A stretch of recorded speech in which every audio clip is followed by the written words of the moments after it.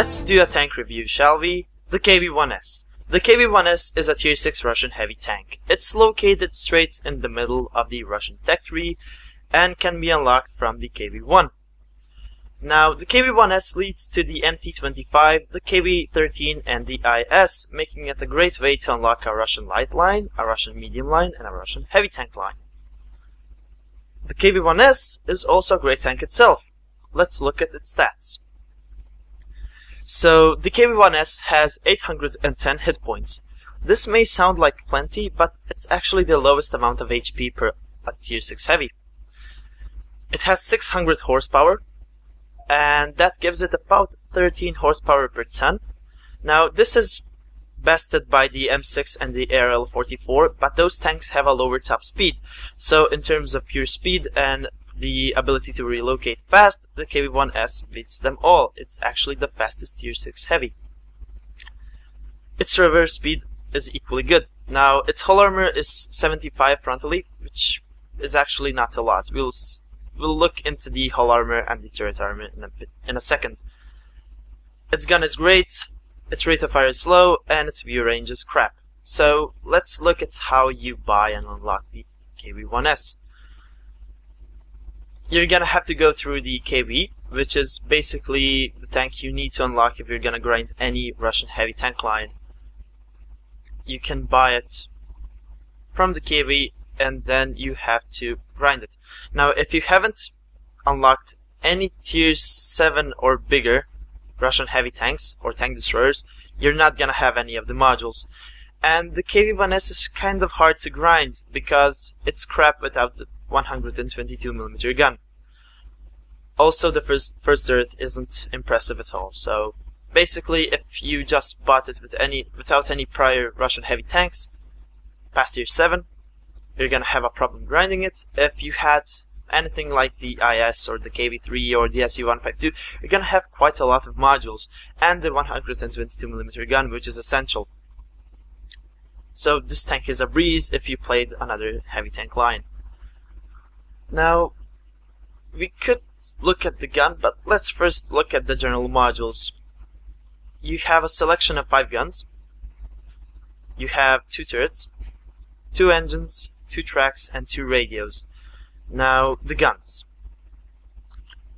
On the first look, it seems like you have a pretty good selection, but they're all crap, with the exception being the 122mm, which is awesome. Taking a look at the 122mm, its caliber is the biggest on any tier 6 heavy tank, excluding the KV-2 and its derp. Its rate of fire is only 3.75 rounds per minute, which will give you about 13 seconds of reload with the best stats and equipment. Its penetration with AP is 175mm, which is more than enough for most tiers you'll be facing. This tank meets tiers 7 to 8, and you can penetrate every tier 7 heavy tank frontally with 175mm. It's completely easy. For the tier 8s, you're gonna have 217 penetration on the APCR rounds, which are APCR, so they're not heat. They do have normalization, which makes them much better. And the HE rounds have 61mm of penetration. Now, the rounds do 390 alpha damage, and the HE rounds do 465. This is the biggest alpha damage on a tier 6 heavy tank. Again, the exception being the KV-2's derp. And it's gonna be more than adequate for trading shots. You don't even need the high explosive ammo because 1, your reload's so big you can't really switch between them, and 2, most of the tanks that you can pen with HE, you can one-shot with the AP in like 90% of cases. So I only carry 2 rounds just in case I need to decap or something. The accuracy is 0.46, which is really bad. And the aim time is 3.4 seconds, which is awful. Because of these stats, I'd just like to digress from the modules for a second and say that you need to use the equipment to upgrade the gun stats.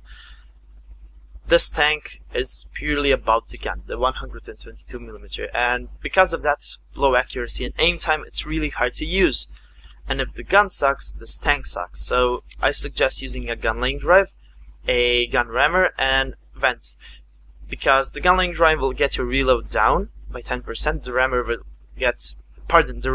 will get your reload down by 10%, the gun lane drive will get your aim time down by 10%, and the vents will increase both by about 5%. So that's awesome. You want to get the reload and aim time as low as possible. I don't think you need any other modules. As for boosting the ammo rack and engine, I suggest using skills. So back to the modules. You have a selection of two turrets. The first one's pretty crap, and the second one is the IS turret. The engines only have 100 horsepower difference, but it does make the difference. The tracks, minor difference, and the radios are both shit, so you don't even need to bother unlocking the radios, you can leave them for last. Now, getting to the armor. The armor of the tank frontally is good on the turret and bad on the hull. So on the hull you have a 60mm lower front plate, a 60mm lower upper front plate, and a 75mm upper front plate with a few weak spots. Now the weak spots are the driver hatch and the machine gun mount, but they will get removed in patch 8.9, so I'll just refer to the upper plate as a homogeneous 75mm plate. Now there's a problem with this armor. One, it's easily penetrated. 60mm tier 4 tanks can penetrate that, so even if you angle, all the tier 5 tanks can easily penetrate you frontally. And that's a problem because this tank, in my opinion, is a bit of a glass cannon. You do have some armor, but you have really large and low HP modules behind it. Now, if we look at the frontal hull, enemies shooting it can kill the driver, which is located in the middle of the hull, kill the radio operator, which is located on the left hand side of the hull, and kill the fuel tank if they hit this part here. They can even possibly damage the ammo rack if they hit the lowest part of the plate, but they have to have a big caliber, and that's unlikely. So you're gonna have your driver, most importantly, taken out a lot from the front. Now onto the turret. The turret has a 100mm front with a quite good mantle. It's double layered and it has a lot of armor, so your mantle's gonna soak up most of the shots that hit it, and the cheeks are quite well rounded, so they're gonna bounce a lot. Now don't expect to bounce 160mm plus with your turret, because they can easily pen your cheeks, and you have a huge weak spot in the form of the commander hatch on the top of your turret. Now the commander hatch, although it does have 90mm of armor, it's pretty damn flat, and tier 5 and 6 tanks shooting you hull down can penetrate it, and it will kill your commander. Now, speaking of the commander, your crew members are located as follows. The gunner is on your left-hand cheek, right to the left of the gun. Any shot penetrating this cheek is like 50% of the time gonna kill your gunner. Your loader is located somewhere behind the right-hand cheek, and quite a lot of shots to the front of the turret can take out the gunner if the tank shooting you has a big caliber, such as the KV-1S. The commander is located behind the gunner, so already you can see you can get your gunner taken out, your loader taken out, and your commander taken out quite easily from the front. Also, any shot to the commander hatch will naturally take out the commander. This is bad. You can have most of your crew taken out from the front. This is why I say the KV-1S is a bit of a glass cannon. Shots to the lower upper front plate are basically auto-bounced, and so are shots to the sides of the turret. Although this is 90mm, it's at an extreme angle, and shots usually won't penetrate this. Onto the side. The side of the KV-1S is only 60mm, but it does have quite thick tracks. Now, the tracks do have big holes in them, and shots to these areas, as well as the strip of armor above the tracks, will penetrate easily. Tier 4 tanks can penetrate you, even angled a bit on the side. And you have quite a lot of modules on the side. You have your radios here, that doesn't matter. The whole middle part of your left side is one big fuel tank, and the whole back side of the tank is one big engine. Shots to the fuel tank will damage the fuel tank as it's right next to the armor, and the engine will get knocked out constantly. On the other side it's even worse. The part where the radio sits on the left side is covered again by the fuel tank, so it's even larger on this side. Extends all the way from the middle to the front of the tank, and the whole back parts of the tank is once again the engine. You will get your engine set afire a lot. You will catch fire. This tank is really prone to fires. Also, the turret. 90mm on the side, 90 on the back. The problem is, remember, you have a gunner here, you have a commander here, and you have a loader here. So if any of your sides, any side of the turret gets shot at, a crew member is going to die. And you have a big ammo rack located at the back of the turret and at the back of the right side of the turret behind the loader. So shots to the back and to the right side can also take out the ammo rack, and the KV-1S is prone to ammo racking. That's why I recommend using all your skills to protect from engine fires and ammo racks, but I'll get onto that in a second.